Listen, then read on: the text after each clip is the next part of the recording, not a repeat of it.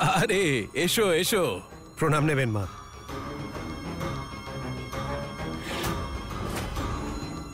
আরে লায়লা, আমার হবু জামাইয়ের সঙ্গে কোথায় ঘুরে বেড়াচ্ছ? ওই দেবেশ বাবুর কিছু কেনাকাটি করার ছিল, তাই আমায় জোর করে নিয়ে গেল। এই দেখো না, কত কিছু নিয়ে এসেছি। আরে হ্যাঁ বাবা, আসলে নতুন সদস্য আসার খুশিতে আমি আর থাকতে পারছিলাম না, সেই জন্য এত জামা, জুতো, খেলনা এইসব নিয়ে এলাম ওর জন্য। মা, ওকে বলে দিন ওরা না কোনো জিনিসের আমার কোনো প্রয়োজন নেই। বাবা দেবেশ, তুমি এসব এনেছো, খুব ভালো লাগছে। তবে আমরা বাইরের কারোর কাছ থেকে কিছু নিতে পারবো না। তুমি এসব দয়া করে ফিরিয়ে নিয়ে যাও। আরে মা, এইভাবে কেন বলছেন? এখন তো আমি এই পরিবারেরই সদস্য, তাই না? আর সত্যি বলতে বাবা, যখনই জানতে পারলাম যে সাথী মা হতে চলেছে, নিজেকে আর আটকাতে পারিনি, সেই জন্যেই এই সব কিছু নিয়ে এলাম। মা, সব কথা অন্যভাবে নেওয়ার দরকার আছে? দেবেশ এত ভালোবেসে নিয়ে এসেছে, রেখে দাও না। দেবেশ তো যে আসতে চলেছে তার পিসে মশাই, আমার যেমন পিসে হওয়ার আনন্দ হচ্ছে, ওনারও হচ্ছে হয়তো। তুমি একদম ঠিক বলছো রিঙ্কি। বাবা, আমি এই বাচ্চাটার হবু পিসে মশাই, তাই আমারও তো অধিকার আছে এই বাচ্চাটার উপরে। আমি সেই জন্যই নিয়ে এসেছি সবকিছু।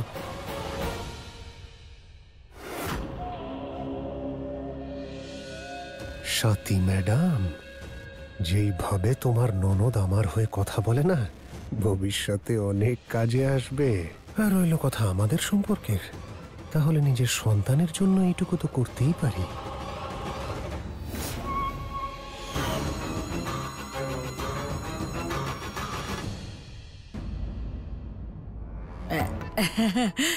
বাবা দেবেশ, আমি জানি যে তুমি এই আনন্দের খবর পেয়ে খুব খুশি হয়েছো, কিন্তু তুমি জানো না যে আমাদের পরিবারে বাচ্চা জন্মানোর আগে তার জন্য কোনো উপহার নিলে খুব বড় অমঙ্গলের সম্ভাবনা থাকে, তাই না?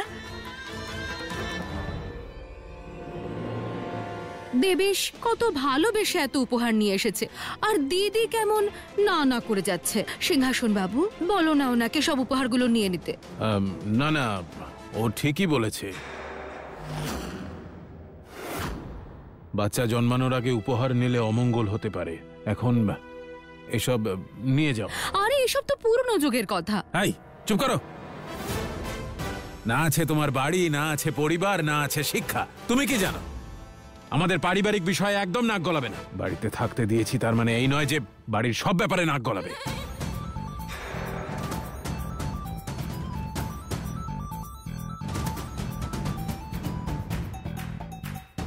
আরে বাবা, কোনো ব্যাপার না।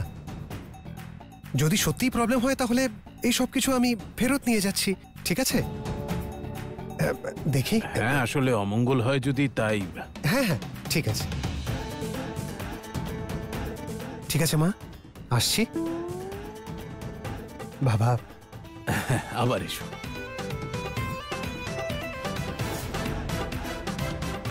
দেখছেন তো মা, আজ প্রথমবার বাবা লায়লাকে তার জায়গাটা দেখিয়ে দিয়েছেন। এবার এই লায়লার লাফালাফি একটু বন্ধ হবে।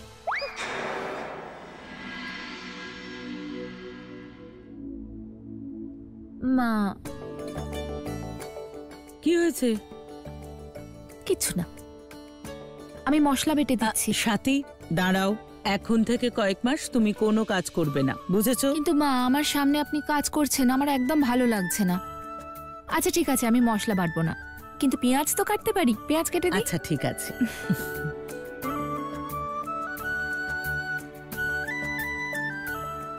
মা, বাবা কিন্তু ঠিক ভুলের পার্থক্যটা বুঝতে পারছেন। মানে আজ যেভাবে উনি কথা বললেন, আমার খুব ভালো লেগেছে। আমার ধারণাই সবকিছু তোমার সন্তানের জন্যই হচ্ছে। তোমার সন্তান খুব শুভ, জন্মের আগে থেকেই পরিবারের সমস্ত সমস্যা মিটিয়ে দিচ্ছে। হ্যাঁ হয়তো তাই, কিন্তু বাবার মধ্যে যেরকম পরিবর্তন এসেছে সেটা কোনো চমৎকারের থেকে কম নয়। আমার মনে হচ্ছে বাচ্চা জন্মানোর আগেই উনি ভাবছেন যে উনি দাদু হয়ে গেছে, তাই আবার পরিবারের কথা চিন্তা করছেন। সাতিমা, তুমি জানো না কত বছর ধরে উনি নাতির মুখ দেখার জন্য অপেক্ষা করছেন। এত বছর পরে সেই স্বপ্ন পূরণ হবে। তুমি দেখেছো না ইন্দ্রকে কত ভালোবাসেন? দেখবে নিজের নাতিকে তার চেয়েও বেশি ভালোবাসবেন। বড় খোকার বিয়ে হয়েছে 5 বছর হয়ে গেল, এখনো তো ওদের কোনো সন্তান হলো না। ওরা দুজন কোনো সন্তানের মুখ এখনো দেখতে পেল না।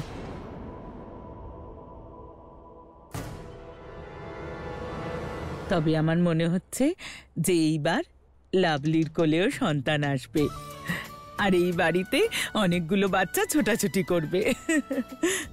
হ্যাঁ মা, দেখবেন এরকমই হবে। শুধু আপনি ঈশ্বরের ওপর ভরসা রাখুন। আর এমনিতেও এখন অনেক রকম চিকিৎসা বেরিয়েছে, দেখবেন কোনো না কোনো উপায় অবশ্যই পাওয়া যাবে মা। সিংহাসন বাবু, তুমি কিন্তু বড্ড নিষ্ঠুর। আমি সকাল থেকে রাগ করে আছি আর তুমি আমার মান ভাঙাতেও এলে না। আমি কি বলেছিলাম নাকি রাগ করতে? শোনো লায়লা, একটা কথা মনে রেখো, আমার বৌমার বিষয়ে কোনো কথা বলবে না। তোমার রাগ অভিমান যাই হোক, আমার কিচ্ছু যায় আসে না। কি মুশকিল, এসব কি বলছো তুমি? তার মানে আমার মূল্য তোমার কাছে এতটাই কম, তা ওই সাথীর কারণে, যাকে তুমি বাড়ি থেকে বের করতে চেয়েছিলে, যাকে আগে যা যা হয়েছে তা সব ভুলে গেছি আমি। এখন সাথীকে এই বাড়ি থেকে কেউ তাড়াবে না, বরং সবাই ওর যত্ন নেবে। তার মানে তুমি ইন্দ্র আর সাথীর মধ্যে আর দূরত্ব তৈরি করতে চাও না? রিঙ্কি আর দেবেশের বিয়েটাও তুমি চাও না? রিঙ্কি আর দেবেশের বিয়ে অবশ্যই হবে। দেবেশ ভালো ছেলে, তবে এখন রিঙ্কির বিয়ে হবে শুধু রিঙ্কির আনন্দের জন্যই। বোঝা গেল কথাটা? নয় বা সেবা করো আমার। পাঠেবো।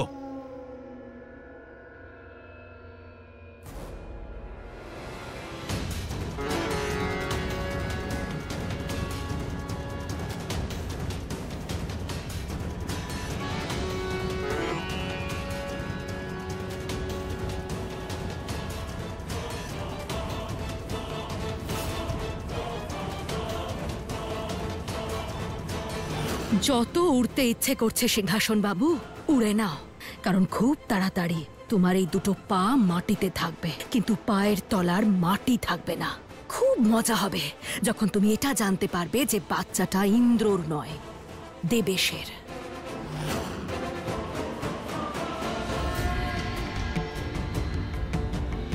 দেবর্ষী নারদ, দেবর্ষী, আপনি এত ব্যাকুল কেন? নারায়ণ নারায়ণ। মাতা, সিংহাসন সিংহের ব্যবহার প্রতি মুহূর্তে পরিবর্তিত হচ্ছে। তার আসল রূপ যে কোনটা সেটা আমি বুঝতেই পারছি না। দেবর্ষী, মানুষের জীবনে জন্ম আর মৃত্যুর যে চক্র, তা এমনই হয়। অর্থাৎ মাতা? যেমন জন্মের ফলে মানুষ প্রসন্নতা লাভ করে আর মৃত্যুর ফলে দুঃখ।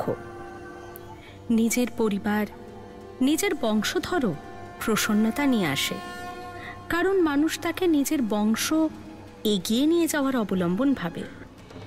সিংহাসন সিংহ এর ব্যতিক্রম নয়, তাই সে এত প্রসন্ন, আর পুনরায় নিজের পরিবারের প্রতি তার টান বাড়ছে। দেবর্ষী, হয়তো আপনার মনে নেই, কিন্তু সিংহাসন সিংহের মধ্যেও আসরিক গুণ আছে, যা পরিস্থিতি অনুসারে পরিবর্তিত হয়।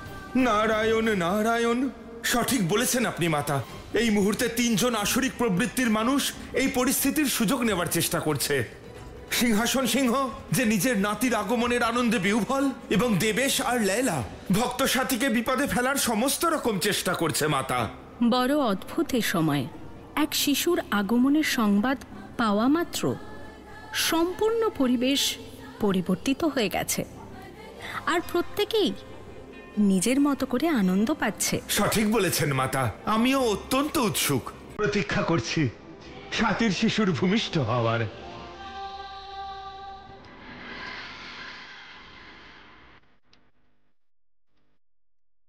বড় খোকার বিয়ে হয়েছে 5 বছর হয়ে গেল, এখনো তো ওদের কোনো সন্তান হলো না। ওরা দুজন কোনো সন্তানের মুখ এখনো দেখতে পেল না। আমাদের বাচ্চাও এরকম মিষ্টি মিষ্টি দেখতে হবে।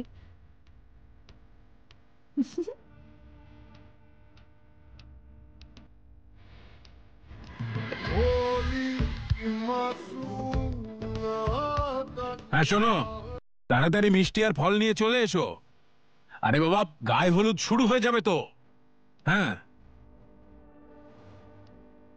অভয়, সাবধানে সাবধানে রাখবি। এই মাঝখানে রাখ। যাক, এই কাজটাও হয়ে গেল। লাভলি, তাড়াতাড়ি হাত চালাও, গায়ে হলুদের সময় পেরিয়ে যাবে। এই তো মা, ব্যাস হয়ে গেছে।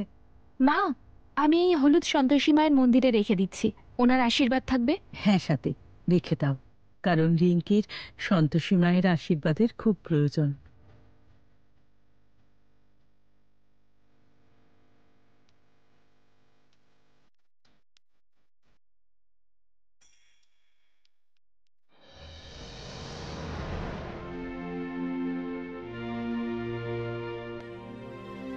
সাথী বৌদি, আরে রিঙ্কি দিদি চলে এসেছো? আরে বাহ, কি সুন্দর লাগছে তোমাকে, কারোর নজর না লাগে। আমি তোমার জন্য প্রার্থনা করছিলাম রিঙ্কি দিদি। চলো না, তুমিও গিয়ে মায়ের আশীর্বাদ নিয়ে নেবে, চলো। শোনো বৌদি, প্রার্থনার থেকে বড় হলো তুমি দেবেশের সঙ্গে একটু ভালো ব্যবহার করো। দেখো, তোমার মা হওয়ার খবরে আমি খুব খুশি হয়েছি, তাই আমিও চাই তুমি আমার বিয়েতে খুশি হও। এর আগে অনেক বাধা দিয়েছো তুমি আমার বিয়েতে, কিন্তু এখন যদি আবার... দিদি, তুমি আমায় ভুল বুঝছো। আমি তো শুধু... অনেক হয়েছে বৌদি, আমি আগেই অনেক কিছু দেখেছি, অনেক কিছু বুঝেছি। আমি শুধু অনুরোধ করছি, আর কিচ্ছু করো না তুমি, না হলে শুধু শুধু আমার আর দেবেশের সম্পর্কে দূরত্ব চলে আসবে। শোন রিঙ্কি, যা হওয়ার ছিল হয়ে গেছে, এখন আর পুরনো কথা ধরে বসে থাকিস না। সাথীমা আর কিচ্ছু করবে না, ও তো তোকে সুখী দেখতে চায়। ঠিক আছে মা, তুমি বলছো যখন, মেনে নিচ্ছি। শোনা মেয়ে, এবারে তোর গায়ে হলুদ হবে, বসে যা। আর সাথী, তুমি সবার আগে ওকে হলুদ ছোঁয়াও। তোমরা তোমাদের সমস্ত মনোমালিন্য দূর করে নাও। হ্যাঁ, हल्दी ठनी है देखो आज, चलो हल्दी लगाए, चलो हल्दी लगाए, ओ चलो हल्दी लगाए। বৌদি, আমাদের রিঙ্কিকে তুমি হলুদ মাখাবে না? ঠাকুরপো, জানো তো আমি সবাইকে বোঝাচ্ছি, যা ঘটছে সেটা ঘটতে দাও, শুধু নিজেকেই বোঝাতে পারছি না।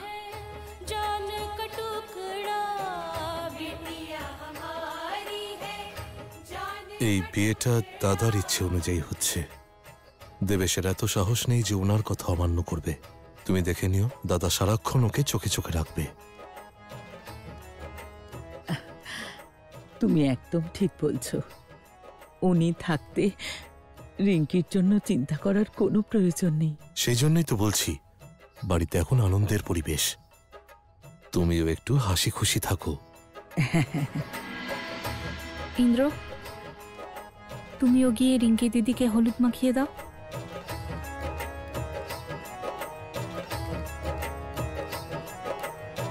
तेरा हो हर पल कल्याण, हम हारी जाए, हम हारी जाए, ओ हम हारी जाए। হ্যাঁ হ্যাঁ, কিন্তু সবকিছু সময়ের মধ্যে পাঠিয়ে দিও। আসলে কি বলতো, বিশেষ বিয়ের বিশেষ আয়োজন, সেই জন্য সবকিছু সময় করতে হবে। হ্যাঁ ঠিক আছে। মা, আমি রিঙ্কি দিদিকে তৈরি করে দিয়েছি। ওমা, তোমাদেরও সাজগোজ হয়ে গেছে, সবকিছুই ঠিকঠাক হচ্ছে। ঈশ্বর করুন কালও যেন সব ঠিকঠাক থাকে। মা, আপনিও গিয়ে তৈরি হয়ে নিন। হ্যাঁ হ্যাঁ, আমি তো ভুলেই গিয়েছিলাম। তোমাদের রিপোর্টের কি হলো? হ্যাঁ, এসেছে ওটা? রিপোর্ট কালকে আসবে। আচ্ছা, কিন্তু কাল তো সবাই ব্যস্ত থাকবে, তাহলে রিপোর্ট আনতে কে যাবে? মা, আপনি চিন্তা করবেন না, কাল সকালেই আমি ডক্টরকে ফোন করে দেব, আর আমাদের রিপোর্টটা বাড়িতে আনিয়ে নেব। হ্যাঁ হ্যাঁ, সেটাই ভালো হবে, যদি কেউ এসে রিপোর্টটা পৌঁছে দিয়ে যায়। একটা কাজ করো, তোমরা গিয়ে রান্নাঘরে সব কাজকর্ম দেখে নাও, আর আমি গিয়ে তৈরি হয়ে নিচ্ছি। হ্যাঁ, চলো চলো।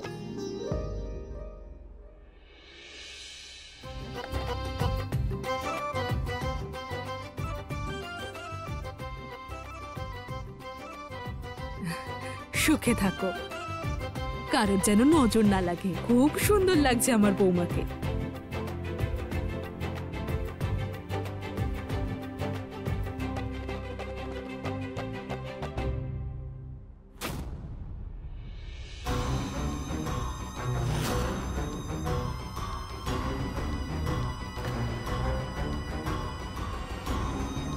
রিঙ্কি বলছিল যে আপনাদের বাড়িতে নতুন অতিথি আসতে চলেছে, ঠাকুমা আর বেয়াই ঠাকুরদা হতে চলেছেন।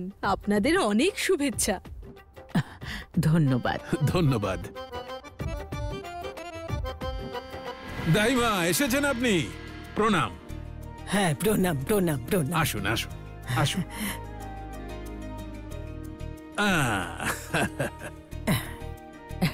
প্রণাম দাইমা। ভালো থেকো, ভালো থেকো। ও সাথীমা, ইনি দাইমা। আমাদের বাড়ির সমস্ত বাচ্চার জন্ম ওনার হাতেই হয়েছে। এই যে ইন্দ্র, ওনার হাতে তোর বাচ্চারও জন্ম হবে। ভালো থেকো, ভালো থেকো, সুখে থেকো। দাইমা, এ হলো আমার ছোট ছেলে আর ও আমার বৌমা। ওদেরই বাচ্চা হবে। কি খরচা হবে? দাইমা, উনি বলছেন যে আমাদের বৌমা মা হতে চলেছে, সেই জন্য আপনাকে ডাকা হয়েছে। আরে সোজাসুজি ভাবে বলো না যে সিংহাসনের বৌমার বাচ্চা হবে। আরে বৌমা, তোমার নামটা কি? স্বাতী। কি? স্বাতী। মুখ দেখে তো মনে হচ্ছে যে নাতি হবে।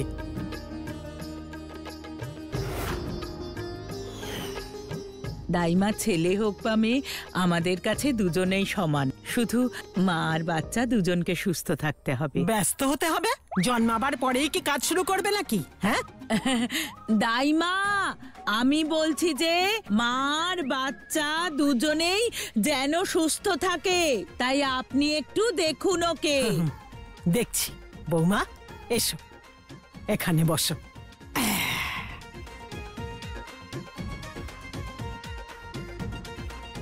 দেখি।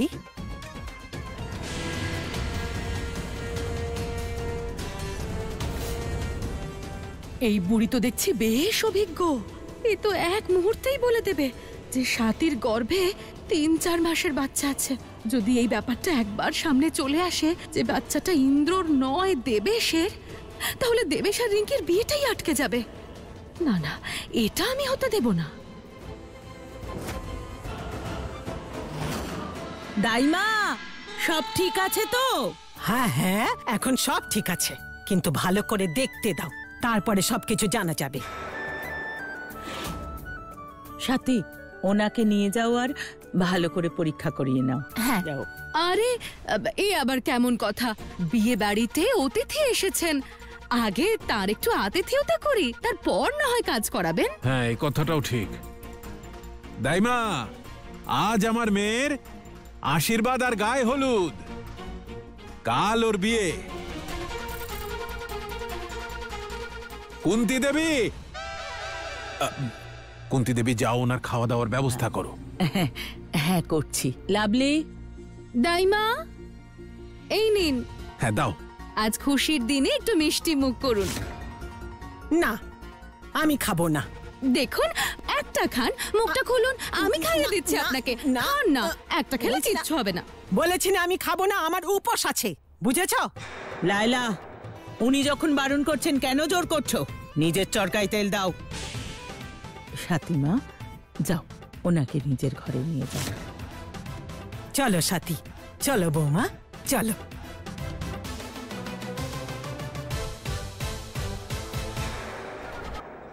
লায়লা, এবার তোমাকে কিছু একটা করতে হবে, আটকাতে হবে ওদের। ধুর বাবা, ওই বুড়িটা আবার সব দেখে টেখে সত্যিটা জানিয়ে না দেয়। কিছু তো একটা করতেই হবে আমাকে। আরে নাও, শুরু করো, ঢোল বাজাও। আজ আমার বাড়িতে আনন্দের বন্যা বইছে। একদিকে আমার মেয়ের বিয়ে, আর অন্যদিকে আমার বংশধর আসছে।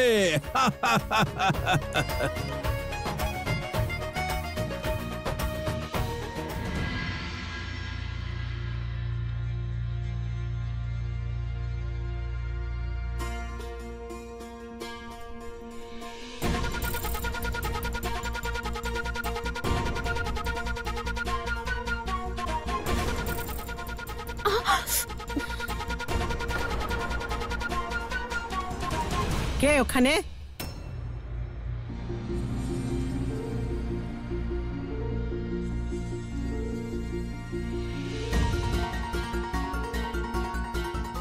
এমন না হয় আজই সবাই সব সত্যি জেনে যায়। আরে দাইমা, আমি আপনাকেই ডাকতে এসেছিলাম। এখন আমি এসে গেছি, তুমি এবার যেতে পারো, যাও। হ্যাঁ,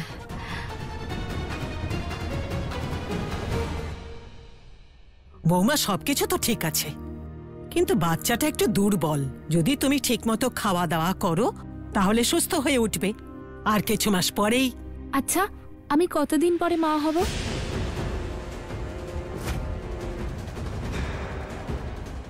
আরে আমার জিনিসটা তো ওখানে, যাও তাড়াতাড়ি গিয়ে নিয়ে এসো। আমি এক্ষুনি আনছি।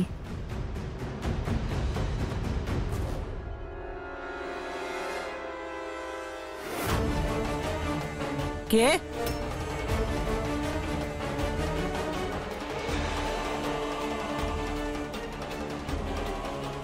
তুমি তুমি এখানে কি করছো? আমাদের কথা লুকিয়ে লুকিয়ে শুনছো? গিয়ে আমি সবাইকে বলছি। আরে দাইমা, দাইমা দাঁড়ান।